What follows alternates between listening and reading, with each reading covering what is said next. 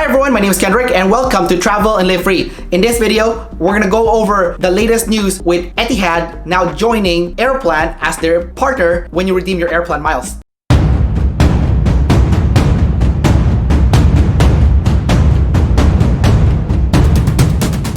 Things are looking bright as of late right now in the freaking flyer world as Etihad has now joined Aeroplan. Etihad now gives us more flexibility when we redeem our Aeroplan miles because Etihad has no carrier fee when you redeem your Aeroplan miles with them. So before, if you wanted to fly between Europe and Asia, typically most people would connect through Turkish Airlines, but with Etihad as now a partner, this gives you a lot of different alternatives when flying between continents. For example, recently while I was looking at availability when flying to Nepal, before I was limited in my availability to connect in and out of Nepal, but with Etihad now becoming a partner, I have more options to fly out of Nepal. Now obviously the biggest perk that most people will want to book their Aeroplan miles with Etihad is to fly on Etihad first class on Etihad apartments. Now I don't know how long they're gonna have this availability available online, but a lot of people are already snatching up the availability and booking on that prestigious Etihad apartments. The most popular route to book your Etihad apartment first class flight with is between JFK to Abu Dhabi to Sydney, Australia. This route costs about 110,000 Aeroplan miles, and I think this is one of the best ways for you to really maximize the benefit of your Aeroplan miles and wanting to try the Etihad apartments first class. Now, Aeroplan has recently changed the rules, meaning the distance that you fly is a little bit more restrictive right now, especially when you book it over the phone. Apparently, if you book it online, it's still a little bit easier, but the problem with booking it online is sometimes certain segments are not available. So for me, I recently also booked that first class on Etihad apartments, and my segment is from Sydney to Abu Dhabi and Abu Dhabi to JFK. Now, for some people who booked the exact same route, they were allowed to fly back to Vancouver where I live.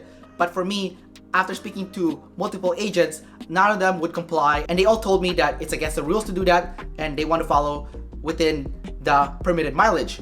However, they also told me that if I book online, then I can have more mileage when I book my miles towards redemption, such as the Etihad apartments redemption. My redemption cost me 110,000 Aeroplan miles plus $180 in fees, which I think is a pretty sweet deal considering I get to fly first class and it's gonna be one of those once in a lifetime experience. The biggest problem obviously is that a lot of the availability they're giving right now when booking that Etihad apartments first class is that it's gonna be sometime early in 2021 and we don't know what the COVID situation will be by then. So we don't know if our flight will be canceled and we won't be able to go on this dream trip, or maybe by then it'll just open up right on time and we can go on such an awesome trip. Another problem that I have with making that booking is that I don't know if Australia will be open. So even if Canada's open, I don't know if I'll be able to go to Australia and then take the Etihad flight from Sydney to Abu Dhabi. But with all things in life, sometimes you just have to make that booking and hope for the best. The worst case scenario is that they refund you that flight and you don't really lose anything. But if you are able to fly, then guess what? You just got a chance to fly on Etihad apartments,